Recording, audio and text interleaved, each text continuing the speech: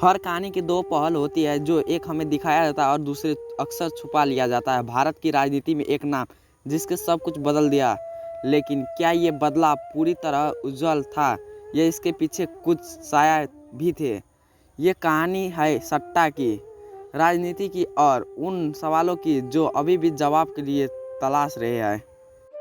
एक साधारण शुरुआत और फिर तेजी से ऊपर उठाता हुआ एक चेहरा। नरेंद्र मोदी एक ऐसा नेता जिसने अपनी छवि खुद बनाई, रैलियां, भाषा और एक मजबूत नैरेटिवेशंस। लेकिन क्या ये सिर्फ जनता के भरोसा था या इसके पीछे एक बहुत सटीक राजनीति भी काम कर रही थी? जब एक नेता पूरी देश की उम्मीद बन जाता है तो क्या उम्मीद कभी सवालों में बदल सकती है? एक साधारण शुरुआत, चाय बेचने से लेकर देश के सबसे ताकतवर पद तक सफर। ये कहानी प्रेरणा भी है, लेकिन क्या ये प्रेरणा है सिर्फ प्रेरणा? जब कोई नेता अपनी छवि खुद बनाता है तो क्या वो छवि हमेशा पूरी सच्चाई होती है या फिर उसमें कुछ हिस्से ऐसी भी होती है जो हमें कभी दिखाया नहीं जाता है? रैलियां, हजारों लोग की भीड़, एक मजबूत आवाज़, विकास, नया भारत, डिजिटल इंडिया। लेकिन क्या ये सिर्फ शब्द थे या एक केयरफुली क्राफ्टेड नैरेटिव? अगर नैरेटिव्स इतना मजबूत हो जाए तो क्या सच्चाई खुद पीछे छूट सकती है? हर मजबूत सट्टे के साथ कुछ सवाल भी आते हैं, कुछ फैसले जो देश को बदल जाता है। लेकिन क्या हर बदलाव सही दिशा में होती है या कुछ फैसले ऐसे भी होते हैं जिनकी कीमत धीरे धीरे सामने आती है?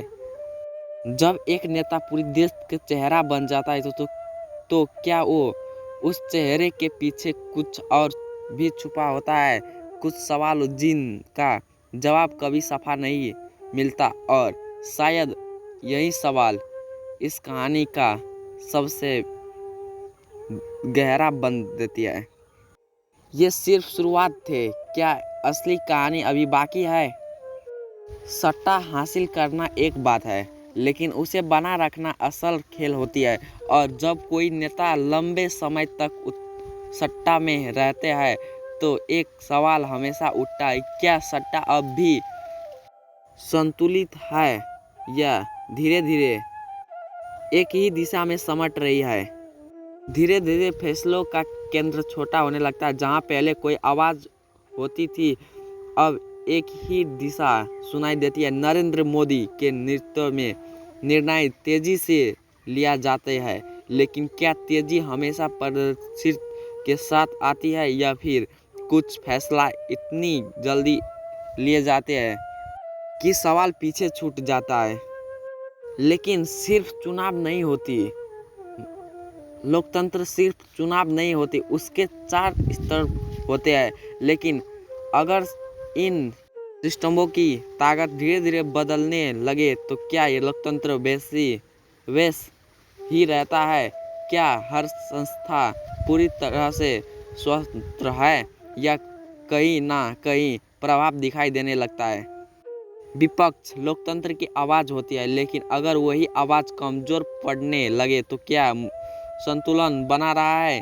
क्या हर सवाल सम्मान तक ताकत से उठाया जा रहा है या कुछ सवाल शुरू होने से पहले ही ख़त्म हो जाता है? सट्टा जब नियंत्रित बढ़ता है तो सवाल और भी गहरा हो जाता है। क्या ये मजबूती है या एक नई दिशा? जवाब शायद अभी भी धुंधला में है। 8 नंबर, एक तरीका जिसने देश को रोक दिया। एक घोषणा और करोड़ों लोग अचानक बदलती हकीकत के सामने खड़े थे। नोटबंदी, एक ऐसा फैसला जिसने मास्टर स्ट्रोक को कहा और कुछ ने सबसे बड़ा योग। रात टीवी के स्क्रीन पे एक संदेश, पुराने नोट अब सिर्फ कागज। देश भर एक ही सवाल, क्या होगा? लंबी लाइन, घंटों का इंतजार, आम लोग अपनी ही मेहनत की कमाई लेके खड़ा थे। कुछ ने इसे देशभक्ति कहा कुछ ने मजबूरी, लेकिन क्या ये बदलाव कवि के लिए सामना था? काला धन क्या सच में खत्म हुआ या फिर ये रूप बदल गया? क्या ये फैसला योजनाओं के अनुसार सफल रहा या कुछ सवालों आज भी बाकी है? इतिहास ऐसे फैसलों को याद रखते हैं, लेकिन हर कहानी का असर समय के साथ सामने आता है। नोटबंदी सिर्फ एक फैसला नहीं था, ये एक सवाल था जिसका जवाब पूरी दुनिया तरह सफा नहीं है। जब फैसलों बड़े होते हैं तो प्रक्रिया भी बड़े होते हैं, और जब लोगों संकट पर उतरते हैं तो सिर्फ विरोध नहीं होती है, वो एक संदेश होता है। देश के अलग अलग हिस्से में लोग एक साथ खड़े हैं, उन्हें महंगाई अलग हो सकती है, लेकिन आवाज़ एक थी। सवाल, क्या ये सिर्फ नीति नियमों का विरोध था या कुछ और गहरा? सरकार अपने फैसलों के साथ खड़ी थी, लेकिन क्या संवाद उतनी ही मजबूत था? क्या हर आवाज़ को पूरी तरह सुना गया या कुछ आवाज़ों भीड़ में खोई गई? कैमरे हर चीज़ रिकॉर्ड कर रहे थे, लेकिन क्या ये जो दिखाया गया वही पूरी सच था या कहानी का एक हिस्सा फ्रेम से बाहर रहा था?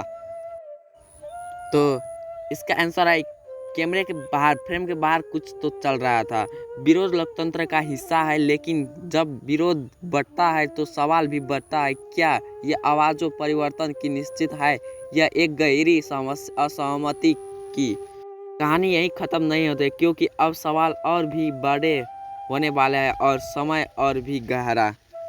लेकिन नहीं, क्या ये युद्ध की क्या हो चुकी है जो तलवारों हाथ में लेकर जिदों के सामने घूम रही है? अपने परिवार, अपने घर बार से कोई मतलब नहीं, वो सिर्फ जाता है और झगड़ा करके जान जोखिम में डालता है अपना। नरेंद्र मोदी का पहला था सेलिंग, मैं गरीब परिवार से हूँ का सेलिंग पॉइंट नंबर 2 था, मैंने अपने परिवार को छोड़ दिया अपने देश के लिए। और सबसे मेन सेलिंग नंबर 3 अब आता है फकीरी। नरेंद्र मोदी खुद कहता है कि मैंने भिक्षा मांग के अपना गुजारा किया। कवि कहते हैं 35 साल के लिए और कवि कहते हैं 40 साल के लिए। चलो इतनी तो बोलने में गलती हो सकती है, 40 साल 45 साल लोग से कंफ्यूज हो जाता है, लेकिन ये बात है वो एमएलए बने 2002 में, जब इसके उम्र 52 ईयर्स के करीब थे। लेकिन उससे पहले ही 90s में ही पता नहीं कैसे फॉरेन टूर्स कर लिए। देखो फोटो उनके एफिल टावर्स के आगे, व्हाइट हाउस के आगे, अमेरिका में बॉलीवुड के सामने आगे, लंदन गए, मलेशिया गए। क्या 40 साल भिक्षा मांग के इतने पैसा कमाया जा सकता है कि वर्ल्ड टूर कर ली, उसमें भी 90s में। साथ ही साथ इसमें नरेंद्र मोदी ने BA और MA की डिग्री भी कर ली। ये कैसे हो गया दोस्तों, आप ही बताओ। 1990 में नायका मॉडल लॉन्च हुआ था, जो कि US में लॉन्च होने वाला कैमरा था। लेकिन प्रधानमंत्री नरेंद्र मोदी बताते हैं इंटरव्यू में, मैंने अपना पहला कैमरा 1987 और 1988 में लिया था, और यहाँ पर भिक्षा मांग के फॉरेन टूर भी कर लिया और कैमरा भी कर लिया उससे लॉन्च हुए से पहले ही, ते रिलीज होने से पहले ही। वाह क्या फकीरी थे। कभी नरेंद्र मोदी खुद कहते हैं मैं तो फकीर हूँ, झोला उठा के चल जाएंगे।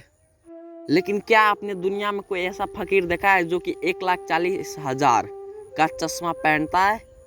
अपनी बूढ़ी माँ को नोटबंदी के लिए लाइन में पैसा के लिए खड़ा कर दिया और अपने खुद 12 करोड़ की मर्सिडीज में घूमने लगा। एक तो शास्त्री जी जैसा प्राइम मिनिस्टर देखा है हमने देश में, हमने तो नहीं देखा होगा, लेकिन वो कहते हैं 2 पीस उसके पास गमछी थे, 2 पीस थे, और वो भी फटा हुआ था, तब भी वो पहनते थे। जब वो यूज में नहीं आता था, पूरा फट जाता है तो उसे रुमाल बना लिया जाता था। लेकिन प्रधानमंत्री मोदी के इस विजिट को, US विजिट को फोटो देखिए एक बारी।